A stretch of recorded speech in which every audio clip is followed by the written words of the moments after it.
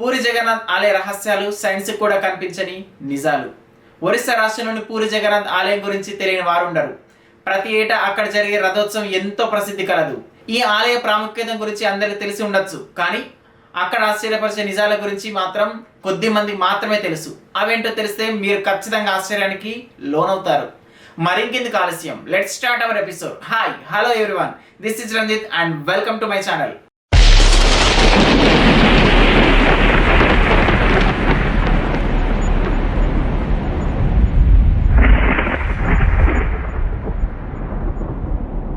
పూరి జగన్నాథ్ ఆలయానికి హిందూ భక్తుల్లో ప్రత్యేక స్థానం ఉంది. దేశంలోని ప్రసిద్ధ చార్ధామ్ క్షేత్రాల్లో ఇది ఒకటి.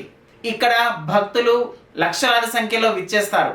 శ్రీ మహావిష్ణువు కలలో కనిపించి ఆదేశించిన ప్రకారం ఇంద్రద్యుమ్న అనే మహారాజు ఈ ఆలయాన్ని నిర్మించినట్టు పురాణ కథనం. పాండవులు యమరాజు వద్దకు తమ ప్రయాణాన్ని ప్రారంభించినప్పుడు మోక్షానికి చేరువ చేసే చార్ధామ్ క్షేత్రాల్లో ఒకటైన పూరి జగన్నాథ్ ఆలయాన్ని దర్శించుకున్నారట.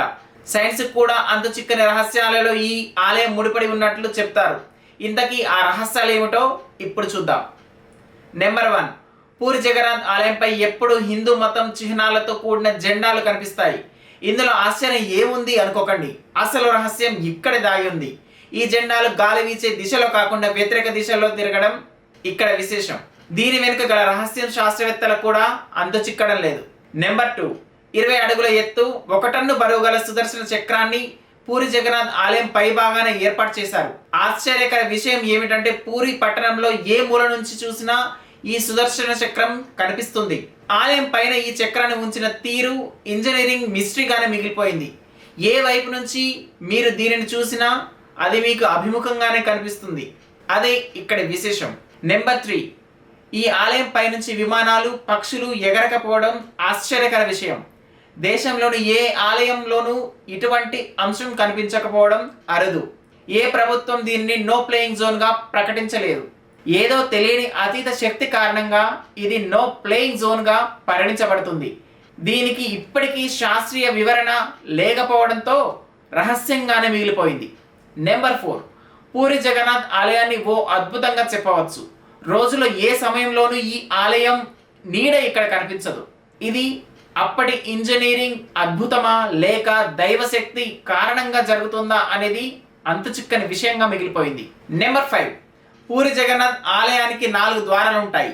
వీటిలో సింహద్వారం ఆలయ ప్రవేశానికి ప్రధాన మార్గం. ఈ ద్వారం గుండా ఆలయంలోనికి ప్రవేశించినప్పుడు మీరు శబ్ద తరంగాలను స్పష్టంగా వినవచ్చు. ద్వారం నుండి కాస్త వెనక్కి నడిచి బయటికి వస్తే ఆ శబ్దం మీకు వినిపించదు. ఇది భక్తులకు ఓ అద్భుతంలా అనిపిస్తుంది. నెంబర్ 6, సాధారణంగా సముద్ర తీరంలో ఉదయం పూట గాలి సముద్రం నుంచి భూమి వైపు, సాయంత్రం వేళ భూమి నుంచి సముద్రం వైపు వెళ్తుంది. పూరి సముద్ర తీరంలో మాత్రం దీనికి పూర్తి వ్యతిరేక దిశలో జరగడం విశేషం.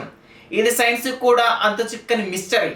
నెంబర్ 7, 45 అంతస్తుల ఎత్తుగల ఈ ఆలయంపైకి ప్రతిరోజు ఓ పూజారి ఎక్కి జెండాని క్రమం తప్పకుండా మారుస్తుంటారు. ఈ ఆచారం దాదాపు 18 ఏళ్ల నుంచి జరుగుతుంది.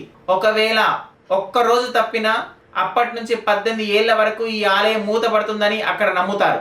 నెంబర్ 8, పూరి జగన్నాథ్ ఆలయానికి వివిధ రాష్ట్రాలు, దేశాల నుంచి ప్రతిరోజు 2000 నుంచి 20,000 వరకు భక్తులు వస్తుంటారు. అయితే ఏడాది పొడవునా ఒకే పరిమాణంలో ప్రసాదాన్ని ఆలయంలో తయారు చేస్తుంటారు. కానీ ఎప్పుడూ సరిపోకపోవడం, చోటు చేసుకోకపోవడం ఇక్కడ ఆశ్చర్యకరమైన విషయం. ఈ ప్రసాదాన్ని 7 కుండలు ఒకదానిపై ఒకటి పెట్టి వండుతారు. కానీ క్రింద ఉన్న కుండలో కంటే ముందుగా పై భాగంలో ఉన్న కుండలోనే ప్రసాదం తొందరగా తయారవుతుందట. ఇదే ఇక్కడి విశేషం.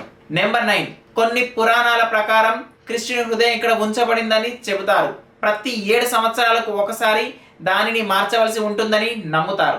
నెంబర్ 10, పూరి జగన్నాథ్ ఆలయంలో రత్న భాండాగార్ అని పిలువబడే ఒక రహస్య గది ఉంది.